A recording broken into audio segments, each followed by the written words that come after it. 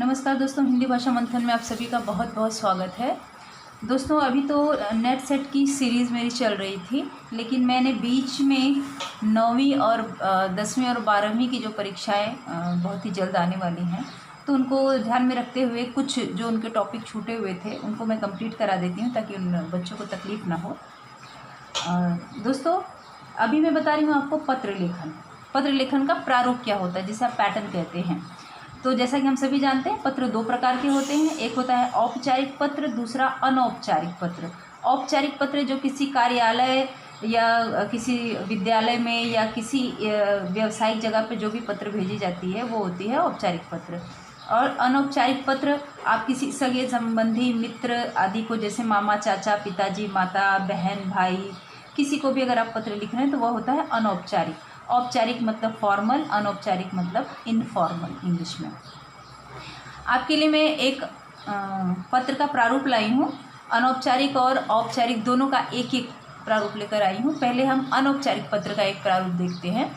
देखिए, उदाहरण के लिए लेकर आई हूँ कि आपको उसका पैटर्न कैसे लिखना है, कैसे उसका प्रारूप बनाना है।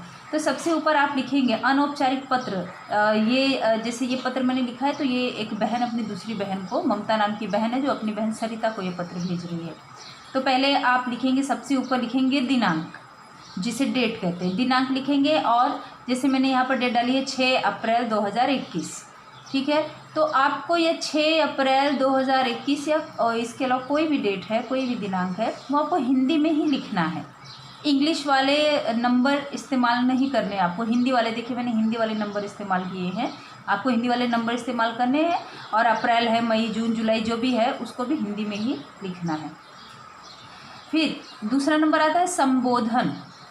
संबोधन में जैसे मैंने लिखा है प्रिय बहन सरिता, आपको ये संबोधन शब्द नहीं लिखना है।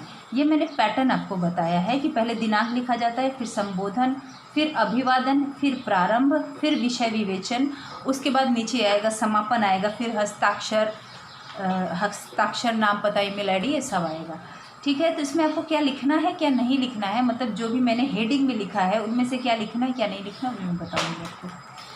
तो देखिए, संबोधन अपनी बहन को लिख रही है, तो उसने लिखा है कि प्रिय बहन सरिता।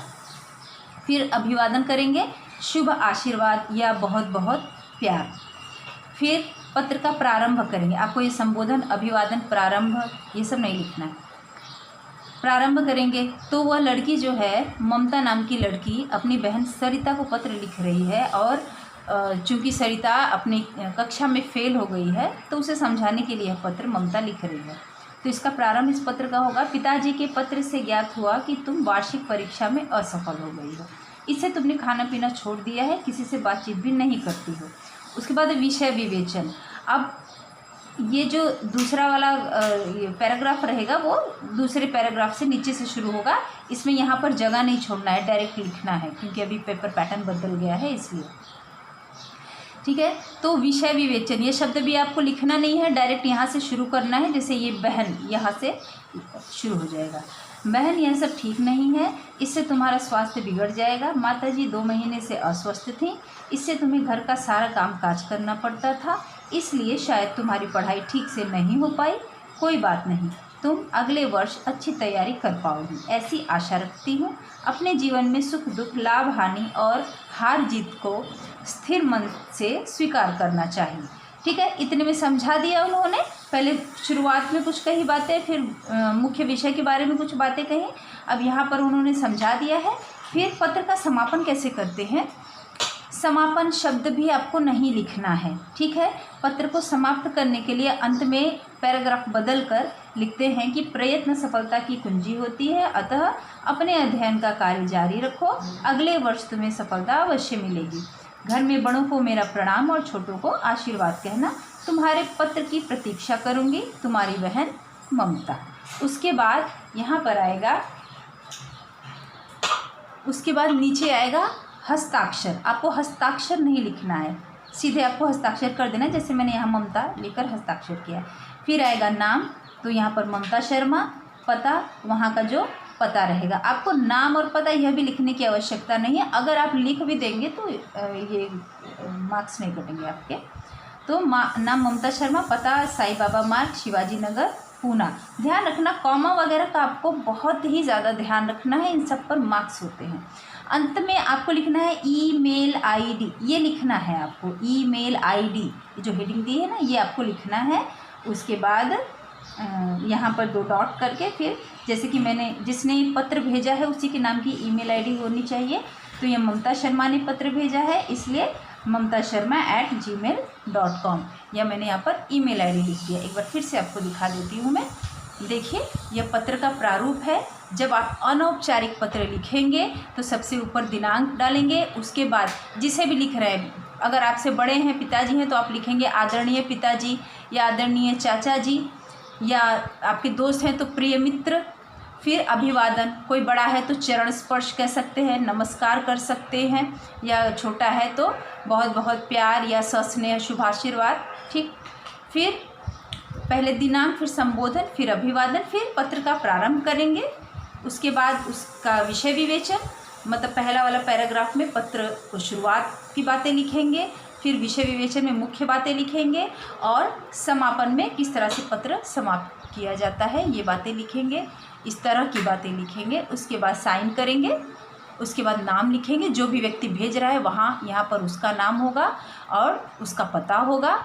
उसके बाद यहाँ पर आ जाएगा नीचे ईमेल आईडी, और ईमेल आईडी को तो हमें इंग्लिश में ही लिखना पड़ेगा, हिंदी में तो हम बनाते नहीं हैं। ठीक है, तो ये हो गया हमारा अनौपचारिक पत्र। अब हम औपचारिक पत्र का प्रारूप देखते हैं। देखिए अब आपके सामने है औपचारिक पत्र। इसका प्रारूप, इसका पैटर्न कैसे रहेगा। इसमें भी सबसे ऊपर रहेगा दिनांक, वही सेम डेट मैंने लिखी है तो दिनांक में इसी तरह हिंदी में जैसे 6 अप्रैल 2021 लिखा है, हिंदी में ही हिंदी नंबर में लिखना है आपको अंकों में। फिर चूँकि आप औपचारिक पत्र भेज रहे हैं इसलिए यहाँ पर आएगा दिनांक के बाद सेवा में या प्रति। यहाँ पर यह जो पत्र मैंने बनाया है यह एक पुस्तकालय में व्यवस्थापक को पत्र लिखा जा रहा है, किसी को किताबें मंगानी है।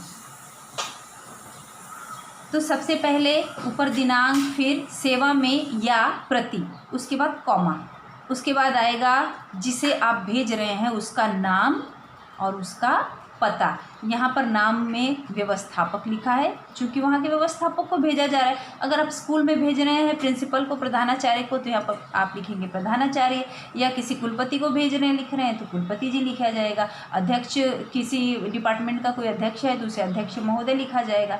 ठीक है, तो नाम के स्थान पर ये चीज़ें आएंगी। और अगर नाम दिया है, चूँकि परीक्षा में आपको नाम पता सब दिया रहता है, कौन भेज रहा है, किसे भेज रहा है, तो दिया है तो आप सीधा सीधा नाम मेंशन करेंगे वहाँ पर। फिर यहाँ नाम, फिर पता, अजब पुस्तकालय, भवानी मंडप, कोल्हापुर, ये पता हो गया। उसके बाद आता है विषय। विषय आपको लिखना है, यह हेडिंग आपको लिखनी है। विषय, विषय क्या है, पुस्तकों की मांग। फिर संदर्भ, यह हेडिंग भी आपको लिखनी है। यहाँ होगा संदर्भ में कुछ विशेष पुस्तकें मंगाने हेतु। उसके बाद आएगा महोदय, महोदय के बाद कॉमा। अच्छा, विषय और संदर्भ दोनों एक ही चीज़ होती हैं, लेकिन विषय ज़्यादा संक्षिप्त होता है तो उसे एक लाइन में लिख दिया जाता है। जैसे यहाँ पर मैंने लिख दिया है पुस्तकों की मांग। और संदर्भ मतलब किस चीज़ के रिगार्डिंग, तो बात तो वही है विषय और संदर्भ, तो कुछ विशेष पुस्तकें मंगाने हेतु। इसे आप 1 या 2 लाइन में कर सकते हैं, इससे ज़्यादा, इससे बड़ा संदर्भ नहीं होना चाहिए। फिर आप लिखेंगे महोदय, महोदय के बाद कॉमा करना बहुत ज़रूरी है। उसके बाद अगले पैराग्राफ से आप लिखना शुरू करेंगे। देखिए यहाँ पैराग्राफ मैंने ऐसे छोड़ा नहीं है, पहले यहाँ से छोड़ के लिखते थे ना, अब वो सिस्टम बदल गया है। तो यहाँ से हम लिखेंगे आपका सूची पत्र मिला, धन्यवाद। सूची पत्र मतलब पुस्तकों की लिस्ट। आपसे निवेदन है कि निम्नलिखित पुस्तकें नीचे दिए हुए पते पर भेजने की कृपा करें।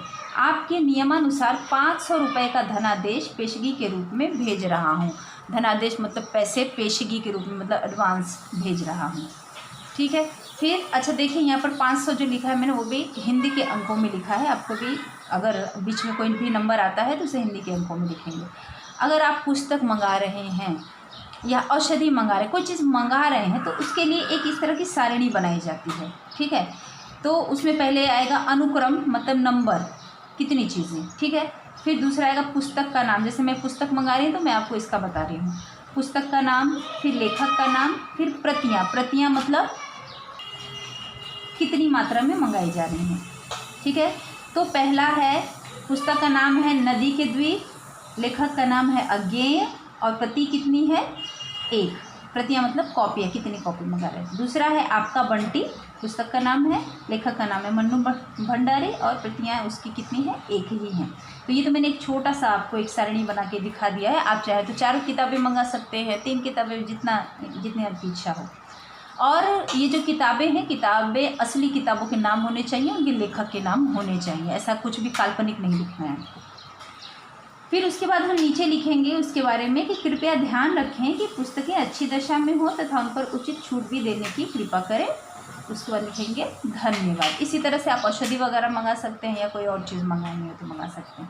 और अगर कहीं गंदगी की शिकायत कर रहे हैं, कहीं स्कूल में छुट्टी के लिए पत्र लिख रहे हैं, तो उसमें इन सब सारणी की ज़रूरत नहीं है। डायरेक्ट आप महोदय करके उसके बाद अपनी बातें लिख सकते हैं 1-2 पैराग्राफ में। फिर नीचे आएगा भवदीय या भवदीया। लड़का है तो भवदीय लिखेगा, लड़की है तो भवदीया लिखेगी। वहाँ नीचे, उसके नीचे हस्ताक्षर आएगा। हस्ताक्षर आपको लिखना नहीं है, ये शब्द लिखना नहीं है, डायरेक्ट आपको साइन करने, सिग्नेचर। फिर नाम पता, नाम पता भी लिखने की ज़रूरत नहीं है, डायरेक्ट नाम लिखेंगे और नीचे पता लिखेंगे। जैसे नाम है रमेश पवार, पता है 74 विद्या प्रसाद प्रताप नगर सतारा। अगर आपने लिख दिया नाम पता तो भी इसमें कोई दोष नहीं है। उसके बाद नीचे, एकदम नीचे आएगा ईमेल आईडी। यह है आपको लिखना है, ईमेल आईडी ये लिखना है। और क्योंकि रमेश पवार ने यह पत्र भेजा है तो उन्हीं का ईमेल आईडी यहाँ पर रहेगा, rameshpawar@gmail.com। एक बार फिर से मैं आपको पैटर्न समझा देती हूँ, सिर्फ पैटर्न बता रही हूँ। देखो, औपचारिक पत्र मतलब फॉर्मल लेटर, सबसे ऊपर दिनांक आएगा, फिर सेवा में या प्रति, फिर जिसे आप भेज रहे हैं उसका नाम और पता, फिर विषय, उसके नीचे संदर्भ, फिर ये आएगा महोदय आएगा। उसके बाद 1-2 पैराग्राफ में या ज़्यादा से ज़्यादा 3 पैराग्राफ में आपकी जो भी बातें हैं आप वो बातें कहेंगे। उसके बाद ख़त्म होने पर धन्यवाद, फिर भवदीय या भवदीया, फिर उसका हस्ताक्षर जो भेज रहा है, फिर उसका नाम पता और उसके बाद आएगा ईमेल आईडी। तो ये हो गया हमारा औपचारिक और अनौपचारिक पत्र का प्रारूप।